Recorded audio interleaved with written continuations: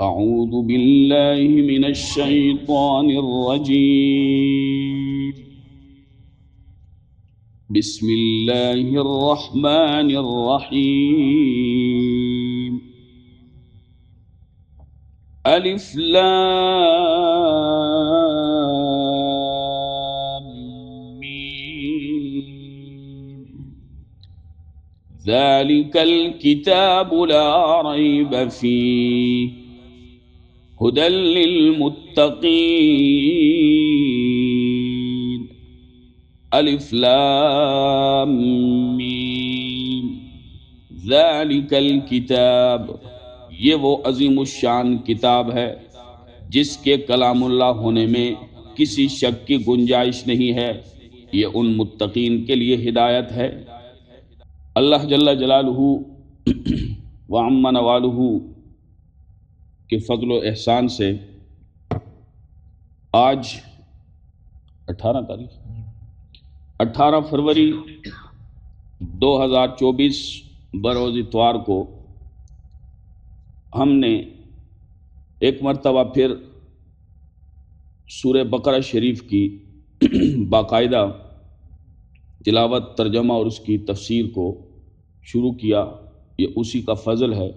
یہ اسی کی توفیق ہے، یہ اسی کا احسان ہے کہ اس نے ہمیں اپنا کلام پڑھنے کی بھی اور سمجھنے کی بھی اپنی زندگی میں توفیق نصیب فرمائی، اور یہ حضور علیہ الصلوۃ والسلام کی نظر عنایت ہے۔ اللہ رب ذوالجلال ہمیں صحیح معنوں میں قرآن مقدس کو پڑھنے سمجھنے کی توفیق نصیب فرمائے۔ گرامی قدر حضرات، سورہ بقرہ شریف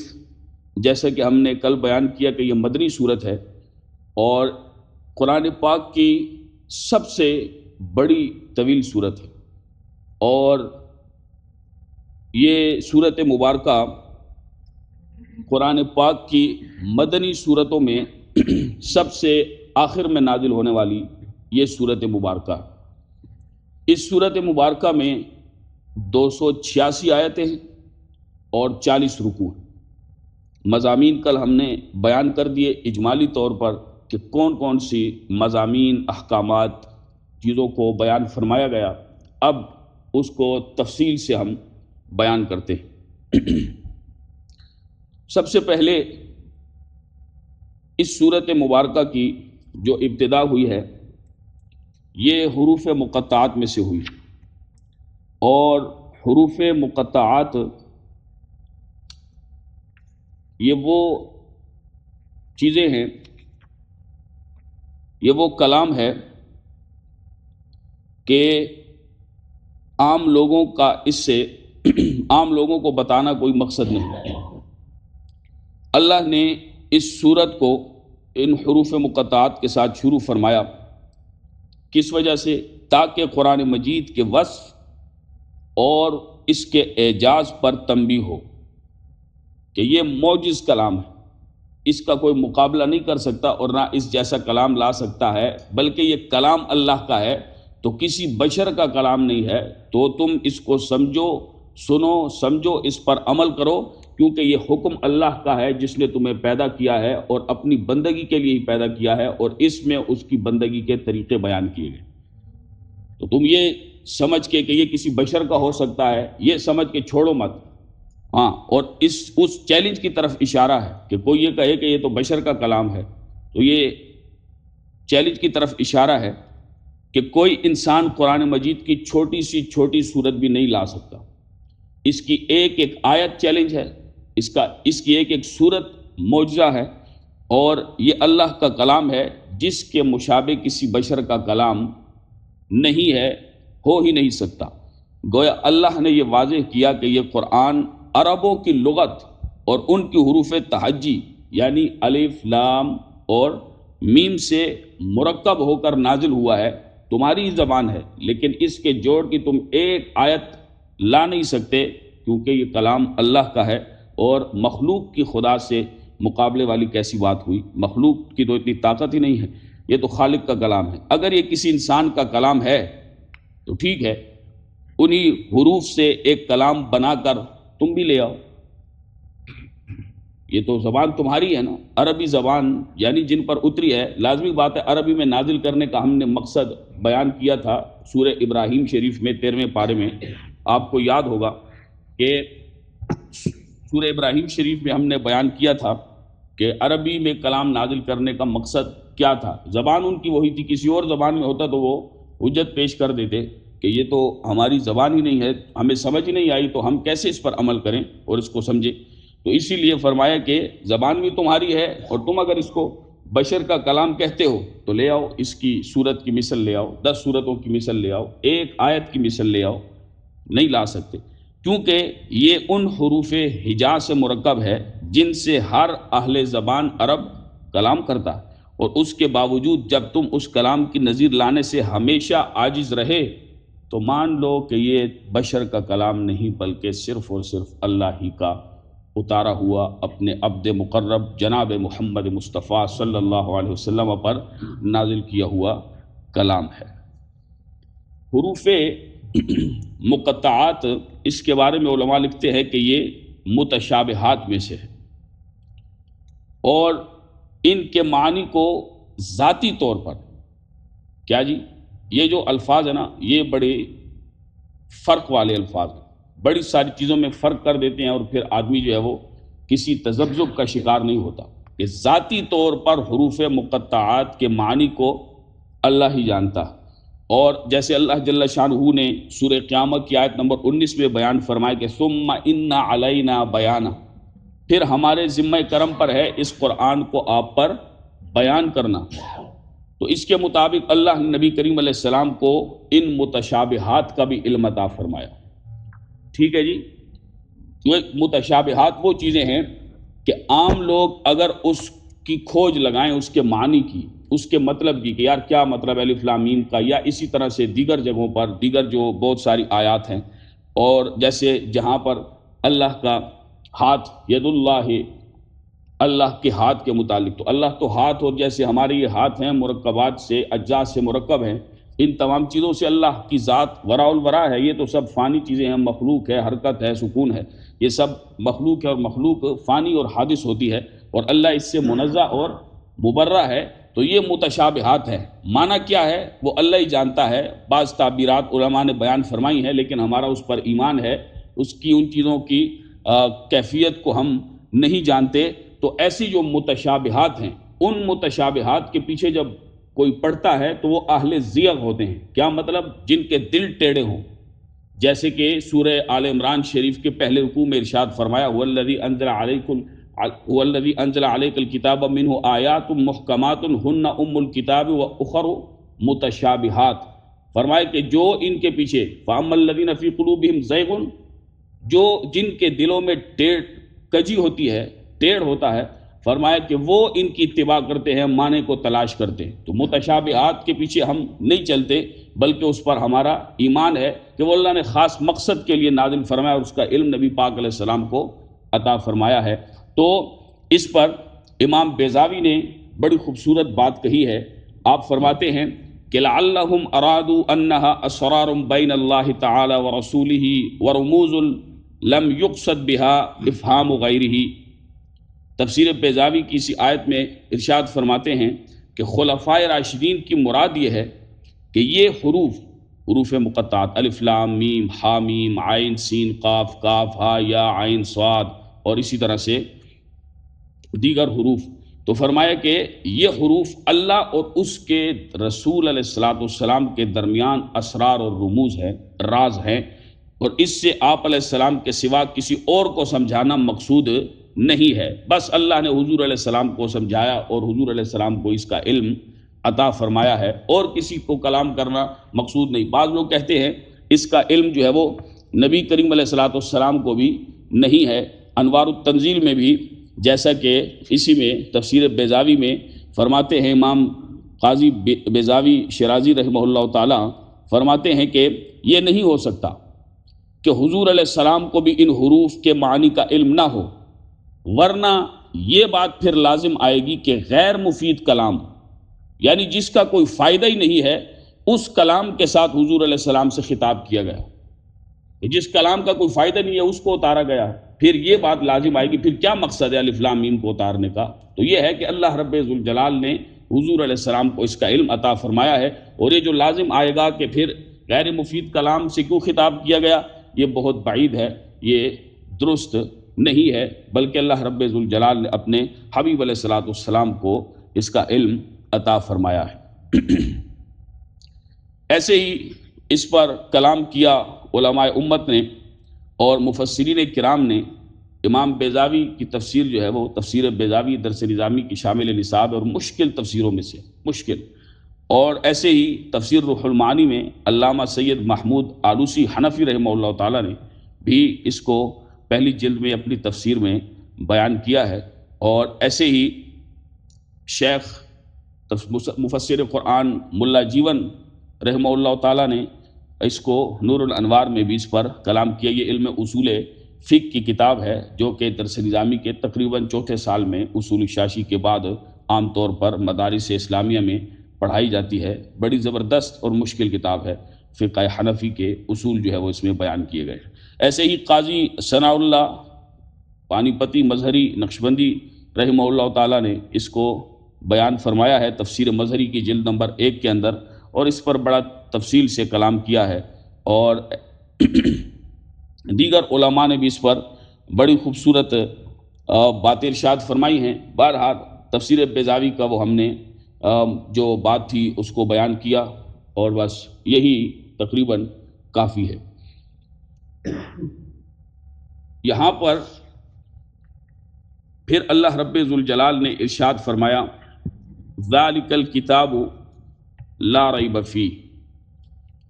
تو عربی زبان کے اندر ذالکہ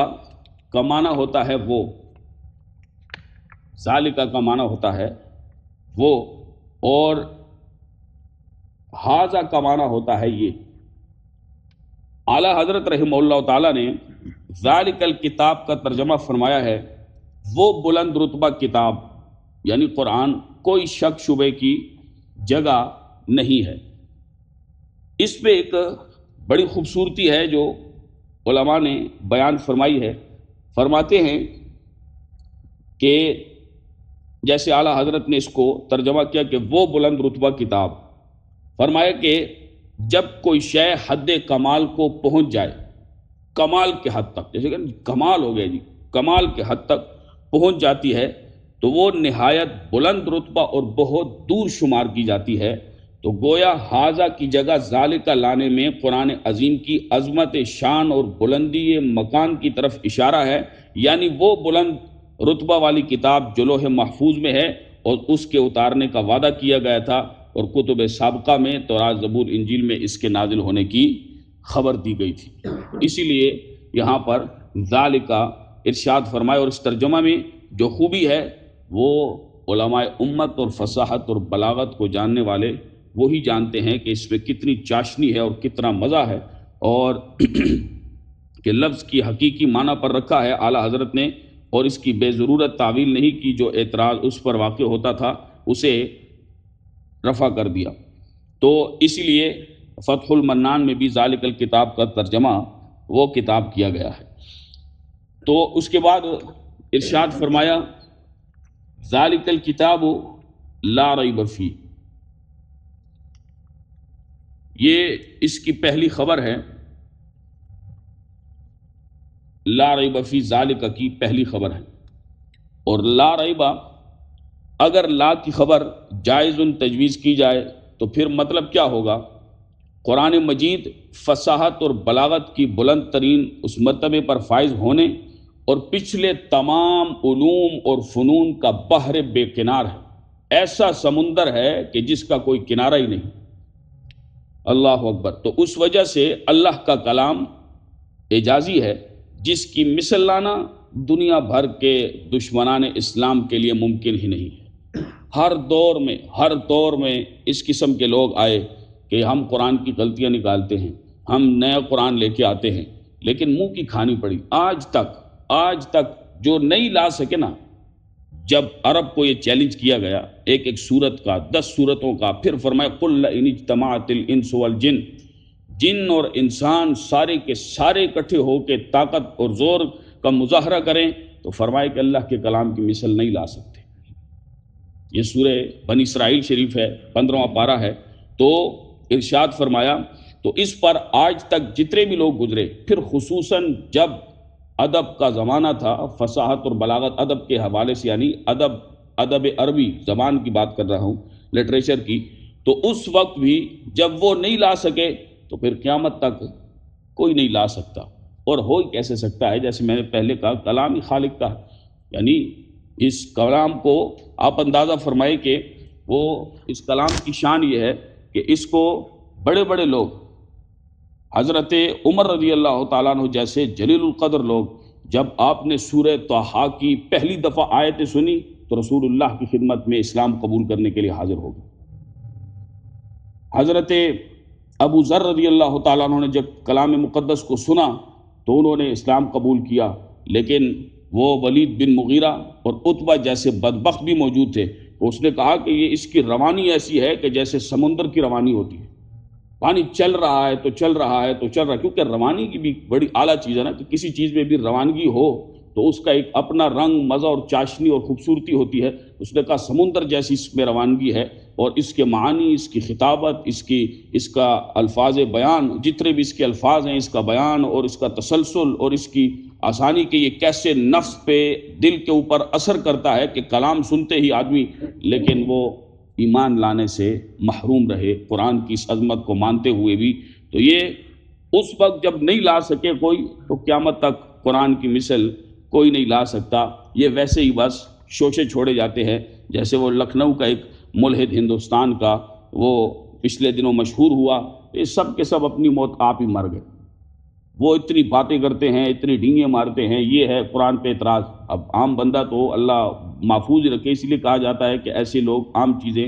عام لوگ ان چیزوں کو نہ سنیں، کیونکہ شیطان کسی وقت بھی جو ہے وہ وسوسے میں ڈال کے وہ آدمی کے ایمان کو ضائع کر سکتا ہے۔ اللہ ہم سب کو ایسی گمراہی ذلت سے محفوظ فرمائے۔ جیسے ہماری حالات ہیں نوجوانوں کے، یونیورسٹیوں میں لوگ متذبذب ہیں اس حوالے سے، تو متذبذب ہونے کی کیا ضرورت ہے؟ صحیح طرح سے اپنی اولاد کی تربیت کی جائے اور علماء کی صحبت اختیار کی جائے، دنیا میں کسی جگہ پھینک دو، انشاءاللہ اللہ کے فضل سے کبھی بھی یہ گمراہ نہیں ہو۔ لیکن ہم تربیت ہی نہیں کرتے تو پھر لازمی بات ہے ہمیں یہ دن تو دیکھنے پڑتے ہیں۔ تو بہرحال اس پہ وہ لکھنؤ کا ملحد، اس نے عجیب عجیب اعتراضات کیے۔ وہ ایک مولوی صاحب ہیں، تو انہوں نے یوٹیوب چینل بنایا ہے۔ پہلے وہ ملحدوں سے انہوں نے تھپڑ کھائے، ایک جواب نہیں دے سکے ان کو، اور پھر جو ہے وہ اب رافضیوں کے عقائد کو وہ ان کا پرچار کر رہے ہیں۔ کبھی وہ عراق جاتے ہیں، کبھی کیا جاتے ہیں، جی یہ ان پر یہ اعتراض کیے گئے، صحابہ کے متعلق یہ کیے گئے، یہ کیے گئے وہ۔ میں نے کہا حالت ان لوگوں کی یہ ہے، اللہ ان کو ہدایت نصیب فرمائے مرنے سے پہلے، اور امت کو، علماء اور اہل سنت کو اور تمام مسلمانوں کو ان کے شر سے محفوظ و معمون فرمائے۔ ادھر ملحد کو قرآن کا دفاع نہیں کر سکا، جواب نہیں دے سکا، ادھر جو ہے وہ رافضیوں کے، صحابہ کے گستاخوں اور قرآن کے منکروں کے ساتھ جو ہے وہ یہ ان کے عقیدوں کے پرچار کر رہا ہے، میڈیا پہ کیمرے لگا کے بیٹھ کے۔ تو ایسے لوگوں کی ویسے کوئی حیثیت نہیں ہوتی، لیکن اس لیے وہ فضل ہمدرد نام ہے اس کا۔ تو اسی طرح سے وہی جب ملحد ایک مفتی صاحب کے سامنے جب بیٹھتا ہے، یا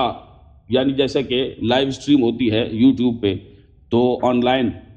تو اس میں وہ جب شروع کی ہی، وہ تو وجود خدا کا منکر تھا لکھنؤ کا، اس کا لہجہ بھی ایسا تھا۔ لکھنؤ والوں کا لہجہ اردو زبان میں بڑا مشہور اور بڑا ہی شیریں لہجہ ہے، بڑے لوگ متاثر ہو جاتے ہیں ان سے۔ تو وہ اس میں انہوں نے پہلے ہی اس میں خدا کے وجود کا منکر تھا، پھر قرآن کا کہ یہ اللہ کا کلام نہیں ہے، اس میں یہ اعتراضات ہے۔ تو وہ 2 منٹ کے اندر بیچارہ الٹا گرا ہے۔ یہ قرآن کی شان ہے، تو عام جاہلوں کو تو مناظرہ کرنا ہی نہیں چاہیے، یہ تو ان کے بس کی بات ہی نہیں ہے۔ یہ تو بڑے قداور اور زبردست مطالعے والے اور صاحبان علم اور فن کا یہ میدان ہے، یہ عام لوگوں کا میدان تو نہیں ہے۔ تو اسی لیے پھر میں نے جب اس چیز کو سنا آج سے کئی سال پہلے، تو میں نے کہا کیا شان ہے قرآن مقدس کی۔ اس 2 عقلی دلائل پر انہوں نے اس نے کہا جی میں مانتا ہوں، پھر دوسری چیز میں مانتا ہوں۔ قرآن پاک پر وہ اعتراضات کرتا رہا، پھر اس کو جو ہے وہ سمجھایا اسی اعتبار سے، چونکہ اسی ذہن کے مطابق، تو وہ چیزیں بڑی واضح ہو کر آئیں۔ تو یہ تو محدود علم ہے، علماء کا ہے۔ اسی طرح سے تو خدا کی شان ہے کہ آج تک اس کے جوڑ کا کوئی کلام نہیں لا سکا، یہ بڑی حیرانگی والی بات ہے۔ اور یہی قرآن کا معجزہ ہے، یہی قرآن ہے جو معجزہ ہے، سراپا معجزہ ہے، اور نبی پاک علیہ السلام کا ایسا معجزہ ہے جو قیامت تک کے لیے ہر بندہ اس کو دیکھ رہا ہے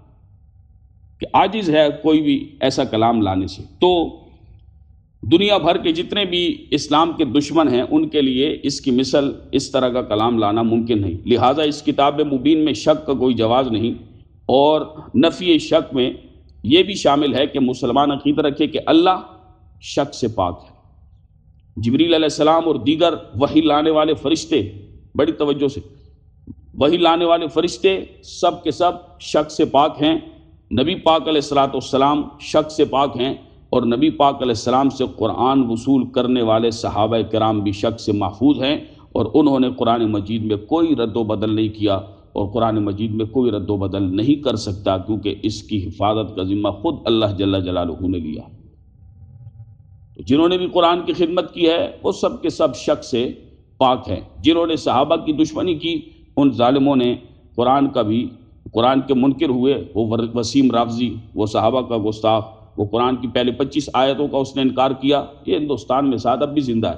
تو پچھلے ایک سال پہلے اس نے باقاعدہ پھر، جیسے میں نے پہلے بھی کہا کہ اس نے مندر میں اس پنڈت کے ہاتھ پہ ہندو مذہب قبول کیا،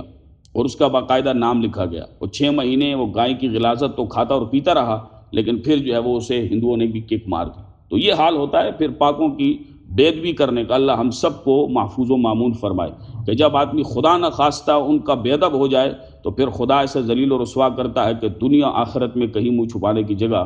نہیں ملتی، اور نہ کسی صحیح جگہ پہ آدمی کا سر لگتا ہے۔ بہرحال اہل سنت بڑے ادب والے لوگوں کی جماعت ہے الحمدللہ، اور اللہ ہم سب کو گستاخیوں بے ادبیوں سے محفوظ و معمول فرمائے۔ ارشاد فرمایا اللہ جل جلالہ نے، ھدی للمتقین، ذالک الکتاب لا ریب فیہ ھدی للمتقین، تو یہ ہدایت ہے پرہیزگاروں کے لیے۔ پھر وہ پرہیزگاروں کا آگے ذکر فرمایا الذین یؤمنون بالغیب، تو فرمایا اللہ رب ذوالجلال نے، جیسا کہ ہم نے ہدایت سورہ فاتحہ کی آیت نمبر 5 میں اہدنا الصراط المستقیم میں ہدایت کا ہم نے معنی اور ہدایت پھر ان تمام چیزوں کو ہم نے تفصیل سے بیان کر دیا ہے۔ تو ارشاد فرمایا متقین، تو متقین یہ جمع ہے متقی کی، اور متقی صاحب تقوی کو کہتے ہیں جو پرہیزگار ہو۔ کیا مطلب پرہیزگار تقوی کا جو شرعی معنی ہے اللہ کی خشیت اختیار کرنے والا ہو۔ تقوی اختیار کرنے والا اللہ کی خشیت یعنی اللہ سے ڈرنے والا ہو، خوف خدا ہو اس کے دل میں، اور گناہوں سے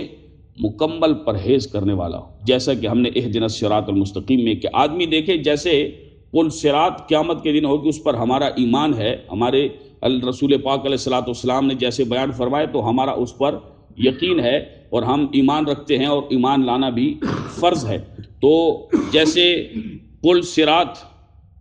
پال سے زیادہ باریک اور تلوار سے زیادہ تیز ہوگی، ایسے ہی دین اسلام پر عمل کرنا، اللہ اور اس کے رسول علیہ السلام کے احکامات پر عمل کرنا، اس پر بھی عمل کرنا اور دنیا پر چلنا، یہ بھی تلوار سے زیادہ تیز اور بال سے زیادہ باریک ہے۔